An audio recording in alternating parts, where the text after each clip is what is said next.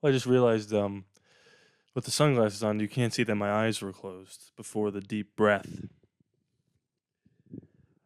I'm going to come into this one pretty hot with the takes. Take number one.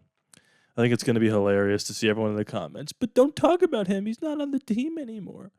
Don't. I think we'd be 5-2 if Derek Carr was our quarterback. Let that sink in just for 1 second. Okay. I'm going to move on from that. But that's what I want to say. With this defense out there, the way they're playing, I think we'd be 5-2 with Derek Carr. You know why? And this isn't like a statement on how Derek Carr is playing this year because it's not great. But Derek Carr's worst day is better than the shit we just watched from Garoppolo. I'm not even going to call him Jimmy. In fact, those are done. You'll never see them again as long as he's the starting quarterback. Once he goes, maybe I'll put them back on. But for now, that's going to stay over there until Aiden O'Connell starts the rest of the season. Josh McDaniels, someone who I was excited about when we picked him up. He might go down as one of the worst coaches in the history of the National Football League. First of all, I've never seen someone more reactionary about how they call a game in my entire life. And I mean week to week, play to play, series to series. If we win a football game and Devontae complains about not getting the ball, the next game we throw it to him 100,000 times. Doesn't matter win, lose, or draw. Then there's rumors about Hunter Renfrow's fractured relationship, and he was on the field for every single offensive snap. Now, I'm not telling you it's the right thing to do to not play Hunter Renfrow, but if Josh McDaniels, who's this offensive guru, thinks it's the smart thing to do, then have a little bit of conviction and do it. Don't put him in every play and throw bubble screens that are impossible to get any yards on to him just because you want to appease the people that are complaining that he doesn't have the football. Number two, your defense is finally playing well enough to where we could start thinking about playing the field position game, and we go for it on 4th and 2 from the 50-yard line. When you know damn well we don't have the capabilities of picking that up consistently, instead of punting the ball and flipping the field. You're desperate, Josh, because you know your time's done. It's over. It is over for that guy. I've never in my entire life wanted somebody more gone.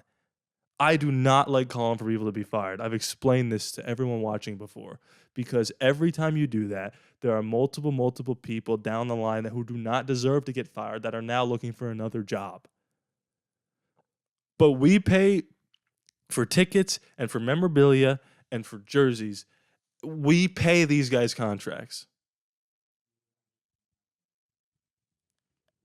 And that's what we get to watch on a Monday night with our friends and families. That is pathetic. It's embarrassing. It's laughable. It's every bad word you can think of to describe a bad football team. It doesn't come close to summing up what we've looked like under Josh McDaniels, not 2 years ago, making the playoffs with an interim head coach, almost beating the eventual AFC champions in their stadium. You shipped our quarterback away. You shipped all of our offensive players away. You shipped away a lot of our coaching staff like Bisaccia that we wanted to keep. We played well enough defensively to win this game, which is something I never thought I'd say in a million years. It's just more frustrating when you watch a score, a touchdown on defense, force a fumble, get pressure, and we have 7 offensive points because you had to get your guy. I cannot stand coaches like this, Gruden included, that make a scheme and then go get players to fit that scheme. Now, listen, if you're rebuilding from the bottom, like Gruden was, you have the liberty of saying, I want these guys, right? But if you inherit a top 5 offense and a playoff team, and instead of playing to the strengths of the players, you play to the strengths of your own mind, like Josh McDaniels is doing, and say, you know what, Darren Waller? No thanks. You know what, Hunter Renfrow? No thanks. You're 2 perennial Pro Bowlers. I'm going to do it my way. That's a bad coach.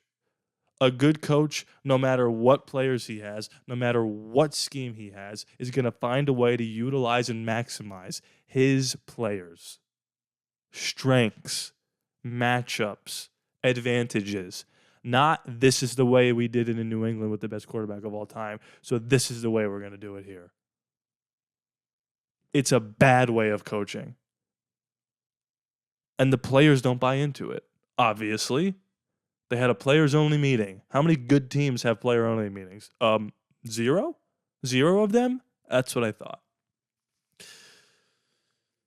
I don't even know. Like, I like making these videos because I know you guys enjoy hearing me talk about it, win, lose, or draw. But it's like, I don't know what else to say. And again, I don't want to come in here and scream and yell because it's pointless. They don't deserve my energy, but I want to lose my mind when I watch them. I can't tell you how hard it is. I wish I didn't care about football. I wish I didn't grow up caring about it. Because people must watch us Raider fans react this way about a meaningless football game and think these guys are lunatics. And I feel like a lunatic for letting this ruin my week. But here I am in front of a camera throwing sunglasses at a wall because we can't seem to figure this out. Again, like the solution is fire the coach. Fire him right now. Start Aiden O'Connor for the rest of the season. Let Rob Ryan coach the team because he's coached teams before. Patrick Graham can do the defense. Mick Lombardi can run the offense. Let Aiden air it out. Devontae's going to be gone because, I mean, why wouldn't he want to be gone? Even though he wants to be a Raider. I see the frustration in his eyes. Jacobs is gone after this year. We're going to restart again. Hopefully they bring someone who knows what they're doing. I know people want Harbaugh, but I don't really want a coach who steals signs, although we have one right now in Josh McDaniels, so that hasn't stopped Mark Davis before from signing cheaters. I'm rambling now. Again, this is a place for you guys to vent. You know what would make me feel better is if you guys checked out my other channel. I've been posting on there pretty consistently. It's a movie/podcast channel. We just launched our first podcast episode. It's got over 100 views. It's doing decent. So if you guys can go over there and check that out, it's ALLaBorde Productions. I'll put a link in the description. If you just like me talking about random nonsense or talk about sports, movies, life, everything, go head over there and comment on a video and say, I'm here from ALLaBorde Raiders. That would really make my day, and hopefully it'll make your day to see all the funny stuff we post on there. If you like movies, if you like life, if you like me, go over there and check it out.